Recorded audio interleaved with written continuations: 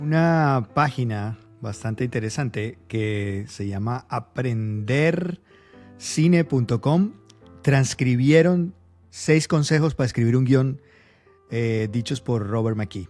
El primero, hay que saber qué quieren los personajes. Tenemos que tener claro dónde están las motivaciones de los personajes, cuáles son y cuáles son los objetivos. Primero, entonces, saber qué quieren los personajes. Segundo, saber cuándo introducir al protagonista. El espectador o el lector tiene que engancharse en la historia en las primeras 20 páginas o en los primeros 20 minutos. Pero nunca hay una ley que dice cuándo tiene que aparecer el protagonista.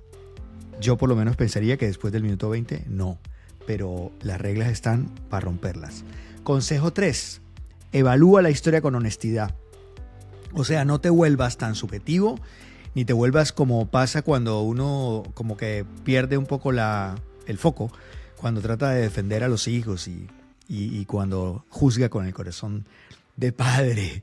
En esto, digamos, hay una similitud porque la historia también suele ser un poco como un hijo de uno, pero no hay que perder nunca esa fuerza, esa claridad y esa objetividad y decir si realmente esa historia está hecha un desastre o si vale la pena. Evalúa la historia con honestidad. Hombre, lo que yo he creado está bastante bueno, tiene buen futuro, pero seguramente habrá que arreglarlo un poquito. Lo que yo he creado, verdaderamente se me fueron las luces. Está muy mal, o ya alguien lo está haciendo mejor, ya está igual, o claramente no sirve para un carajo.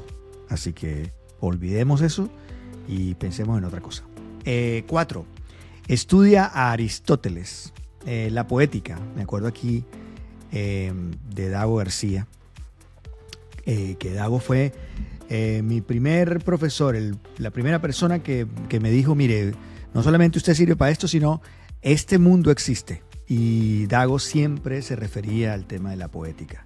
La poética de Aristóteles tiene un lenguaje bastante pesado para quienes no están acostumbrados mucho como a ese tipo de cosas medio profundas, pero y otros dicen que Robert McKee realmente lo único que hizo fue que agarró la poética de Aristóteles y también la tradujo. En general, casi todos los textos de guión como que tienen que ver con la poética de Aristóteles, pero siempre es bueno ir hacia la raíz. 5. Ten claro por qué quieres escribir un guión. ¿Quieres cambiar el mundo? ¿Qué mensaje quieres dar? ¿O quieres escribir un guión para dártelas del interesante y entonces decir que eres un escritor y ganar un estatus que no sé dónde está realmente, pero hay gente que piensa que eso los vuelve más seductor, ¿no? Sí, no quiero seguir hablando más del tema, pero eso también pasa. Y lo otro es, que tiene que ver un poco con lo anterior, respeta el oficio.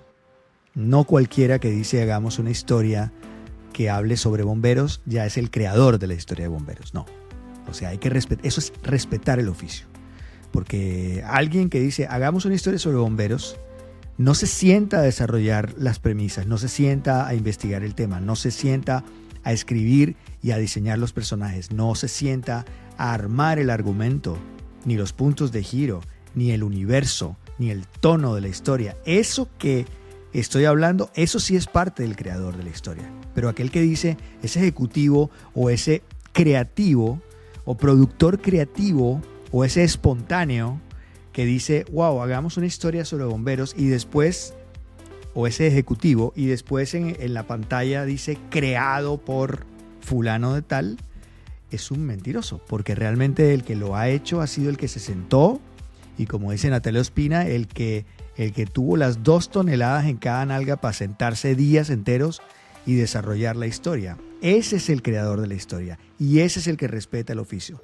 Ese ejecutivo que cree que es el creador de la historia porque dijo, hagamos una historia sobre bomberos y otro la llevó a cabo, ese no respeta el oficio y no entiende la importancia de ser o de desarrollar o de trabajar en un oficio de esto. 6 consejos que da McKee a la hora de escribir. Pues ojalá que estos consejos les sirvan a todos y que siga la escritura adelante.